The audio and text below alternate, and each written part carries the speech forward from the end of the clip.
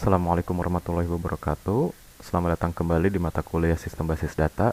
Kali ini kita akan melanjutkan praktik pembuatan sistem basis data menggunakan Microsoft Access ya.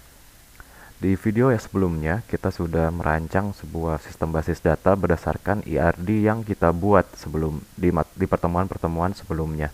Dan juga pada relasinya, kita bisa lihat adalah seperti ini.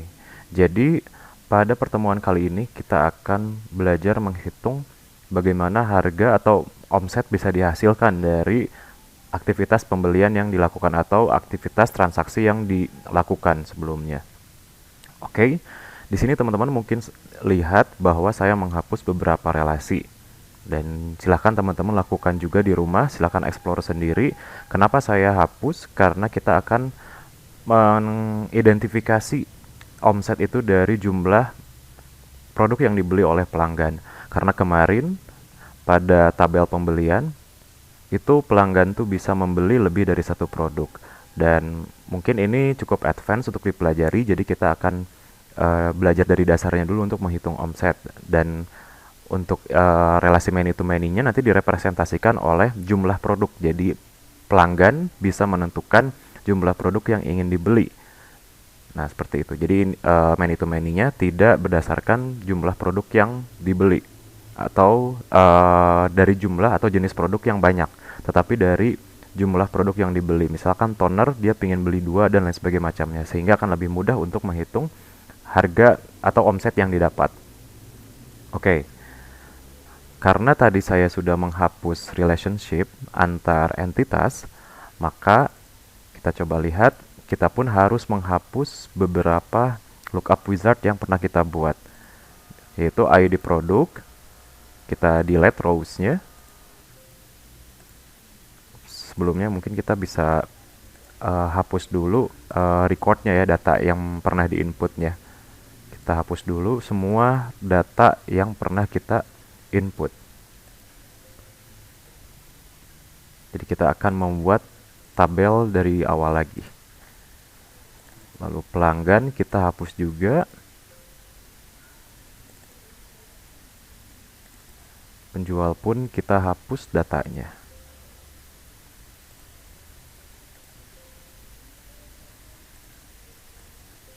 Oke, lalu produk kita hapus juga data-datanya.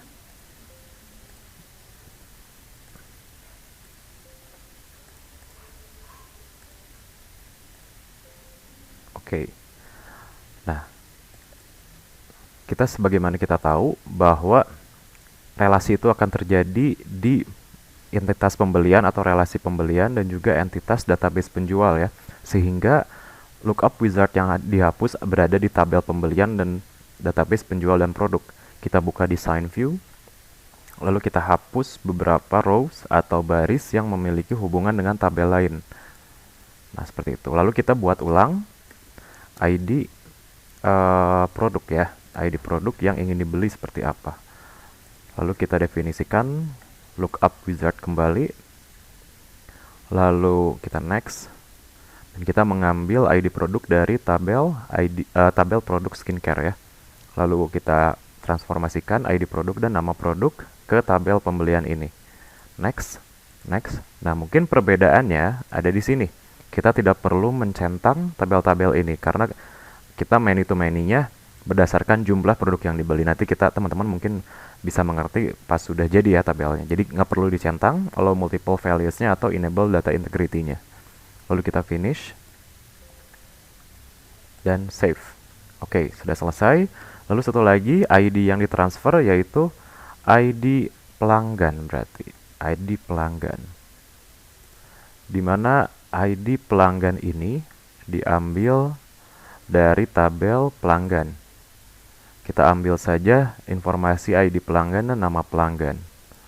Lalu next, next, dan kita tidak perlu centang list yang ini atau pilihan yang enable data integrity dan allow multiple values. Lalu finish, yes, oke, dan Ctrl S atau save. Oke, selesai. Lalu yang kedua adalah database penjual dan produk. Kita buka design view. Kita akan coba hapus ID penjual karena dia di lookup ya, atau dia mengambil sebelumnya di desain yang ada di video sebelumnya, dia mengambil data dari tabel lain ya, tabel penjual dan tabel produk. Lalu kita buat ulang saja ID penjual, kita lookup wizard, lalu kita ambil dari tabel penjual. Kita ambil ID penjual dan nama penjual. Lalu next, dan juga kita tidak perlu centang pilihan yang ada di pilihan ini. Lalu finish, dan klik yes. Lalu ID produk pun sama, kita ambil dari tabel produk. Kita ambil ID produk dan nama produk. Next, dan juga langsung finish saja. Klik yes. Dan juga langsung save, Ctrl S. Oke, sudah selesai. Mungkin kita bisa lihat relationship-nya, all relationship. Dan kembali, teman-teman harus klik 2 kali juga ya. Sebelumnya di close dulu semua tabel yang dibuka supaya kita bisa mengatur relasi antar entitasnya. Oke, kita klik 2 kali. Seperti biasa, yang ini klik semuanya ya, supaya kita bisa mengupdate atau mendelete records atau data yang diinput. Klik OK dan lakukan ke semua relasi.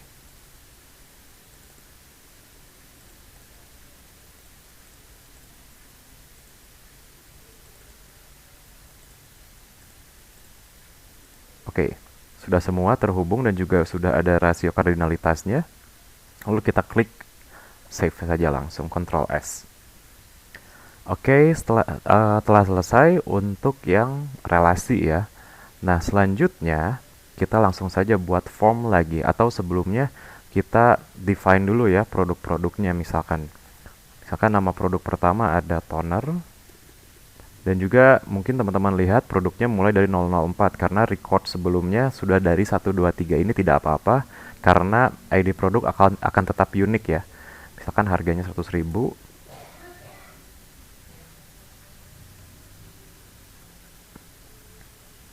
Stoknya ada 10 misalkan, lalu ada serum misalkan, lalu ada harganya 50.000 misalkan, seperti itu. Oke, untuk produk sudah dicanangkan ya, sudah di input datanya, ada toner dan serum kita misalkan. Lalu untuk penjual, kita misalkan ada A store,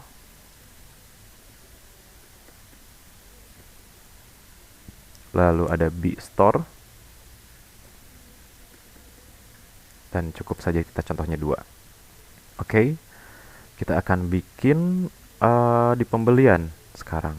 Di pembelian kita akan membuat si pelanggan itu bisa menginput jumlah yang ingin dibeli. Jumlah dengan tipe datanya adalah number ya. Klik save seperti biasa, akan muncul jumlah ya. Dan langsung saja kita bikin form untuk pelanggan ya. Seperti yang contoh sebelumnya, kita create form untuk data pelanggan dulu, tabel pelanggan. Klik form. Oke. Di sini mungkin teman-teman secara otomatis muncul subform ya. Ini adalah namanya subform. Mungkin ini bisa dihapus oleh teman-teman karena ini nggak sesuai. Oke, sebentar. Mungkin kita bisa close dulu semuanya dan save dulu untuk formnya. Form pelanggan. Oke. Di form pelanggan ini kita buka design view. Dan ini adalah ini langsung hapus saja. Dan nanti kita akan belajar gimana cara inputnya. Seperti biasa, Ctrl A dulu ya. Ctrl A dulu. Lalu klik kanan. Lalu remove layout. Oke. Dan kita coba klik yang ini ya, yang paling bawah. Kita hapus dulu saja, nanti kita akan belajar menginputnya gimana. Seperti biasa kita atur-atur lebar text box-nya.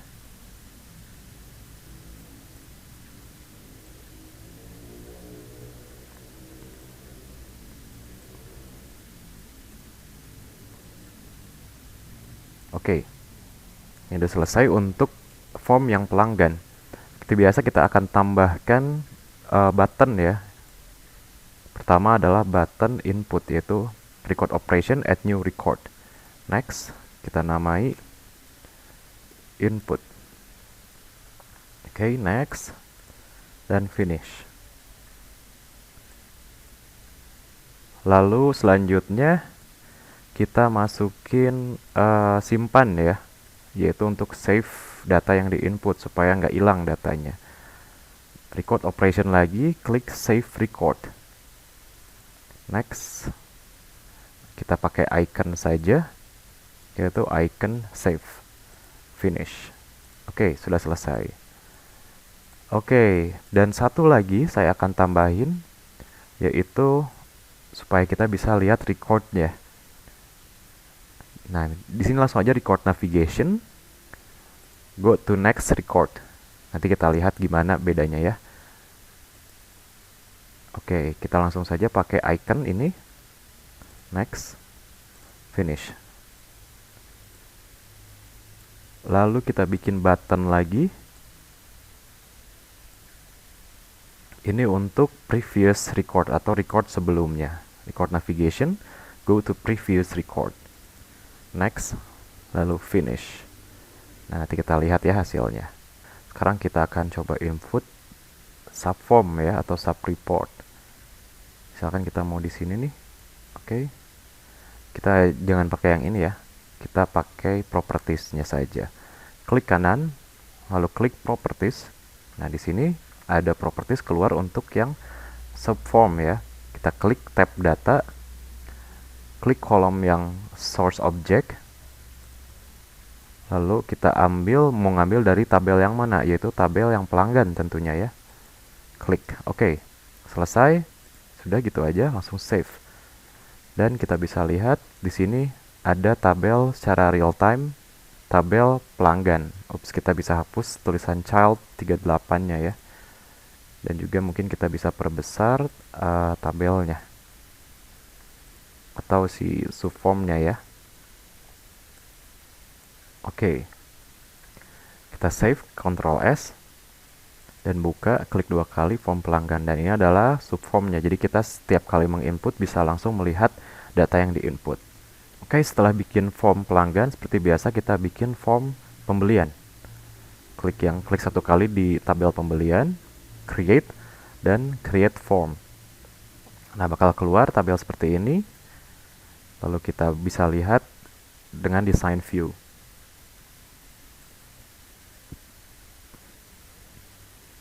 Oke, sorry. Jadi kita save dulu ya formnya, lupa. Oke, form pembelian.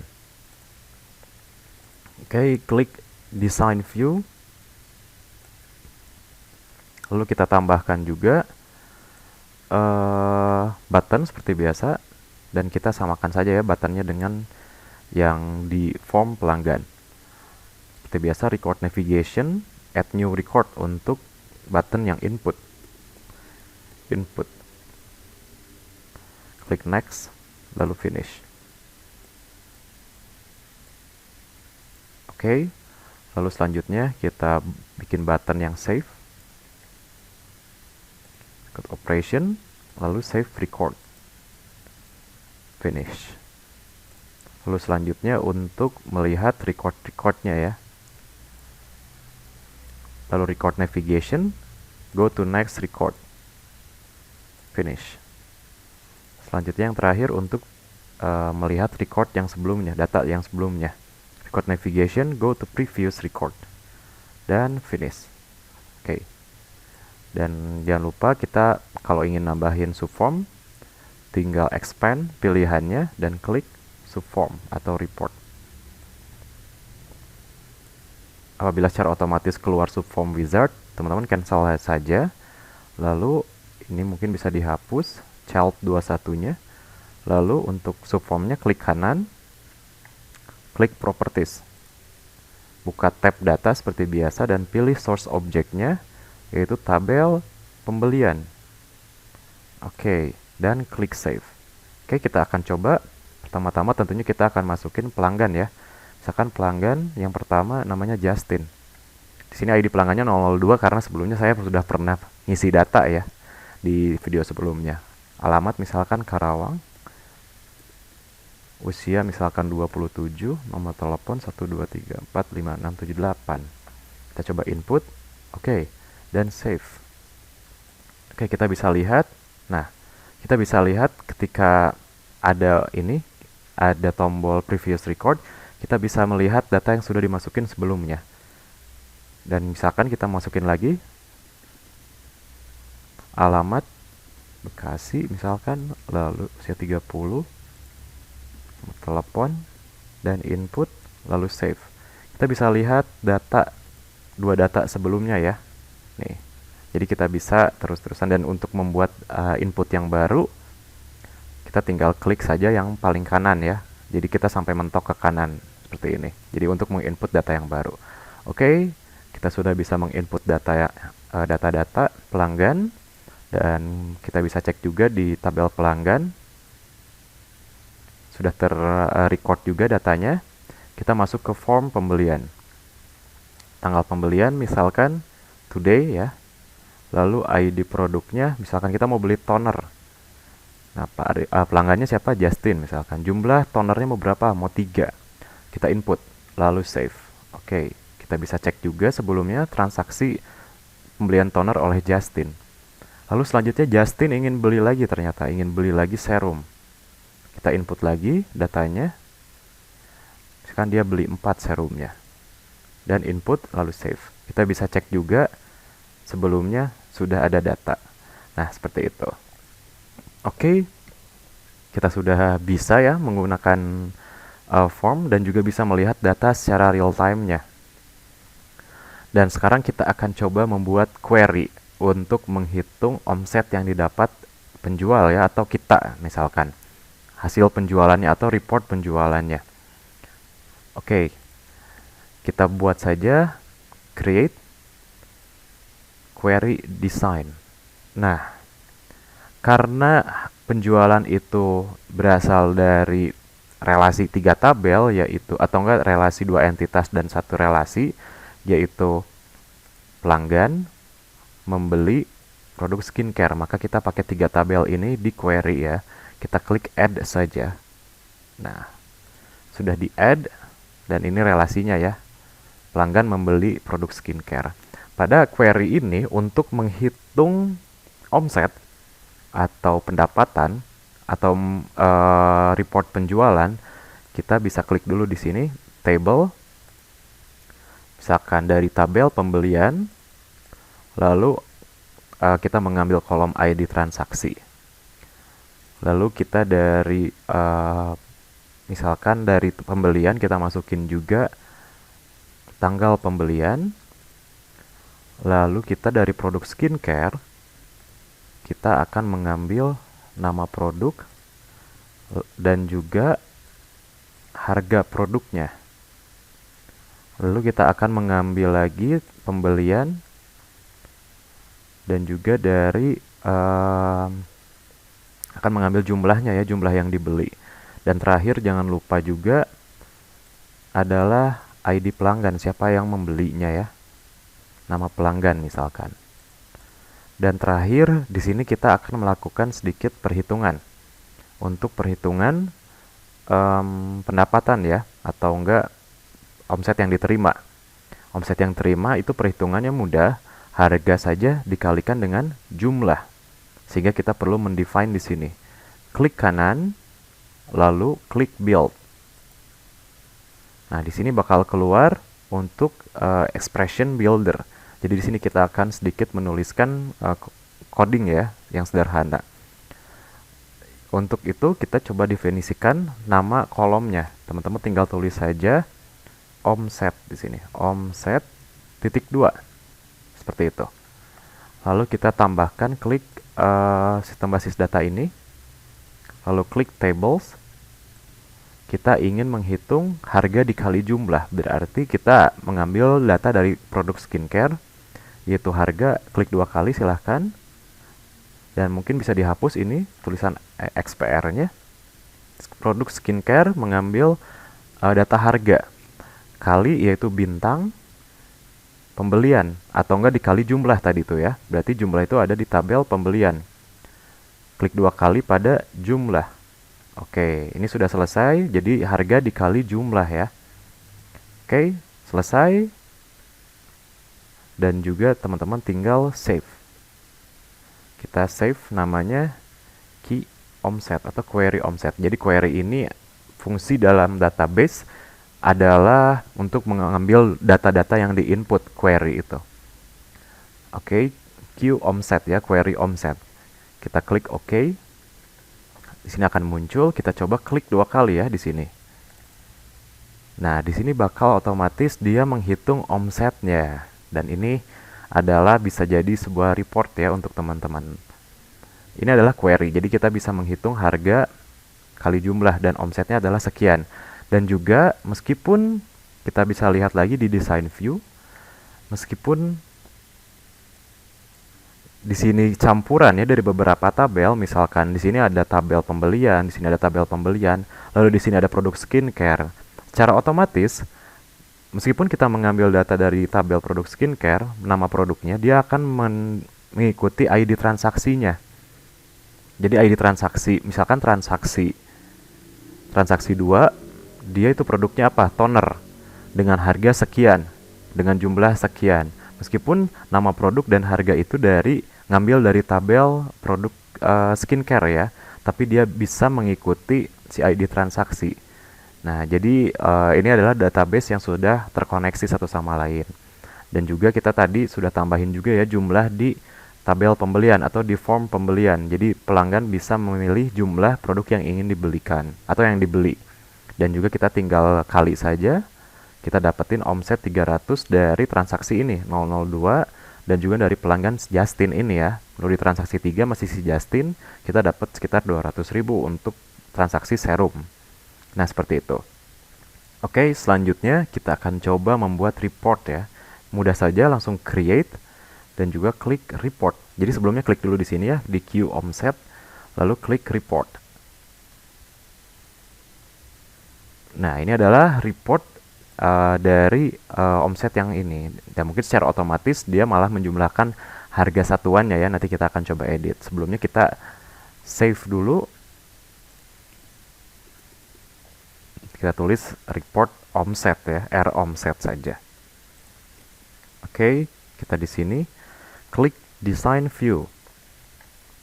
Oke, bakal keluar tampilan seperti ini ya. Kita yang tadi yang sum ya atau total harganya harusnya di sini. Nah, kita tuliskan saja di sini sum omset. Nah, seperti itu. Jadi secara otomatis dia bakal menghitung total omsetnya. Oke, kita coba kita coba save.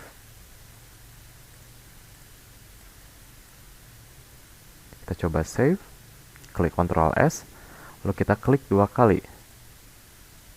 Nah, otomatis dia bakal di sini ya omsetnya. Jadi dari 2 transaksi ini kita bisa dapetin omset ya.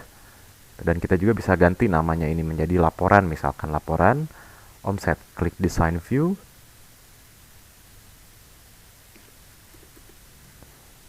Laporan omset. Nah, kita Ctrl S, save.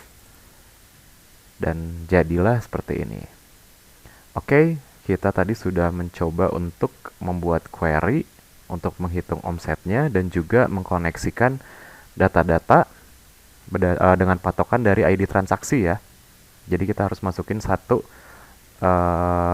kode yang unik atau satu attribute key ya untuk query ini. Jadi ini tergantung kebutuhan pembuatan tabelnya. Silahkan saja untuk teman-teman. Misalkan mau ngitung stok silahkan, mau ngitung harga silahkan, mau ngitung omset juga silahkan. Ini tinggal diatur saja dan silahkan dieksplor oleh teman-teman.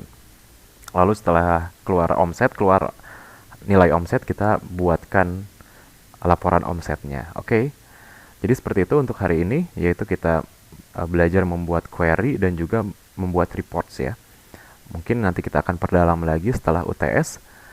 Dan mungkin sekian saja dari saya dari video ini. Semoga bermanfaat dan mohon maaf bila ada kekurangan. Terima kasih. Wassalamualaikum warahmatullahi wabarakatuh.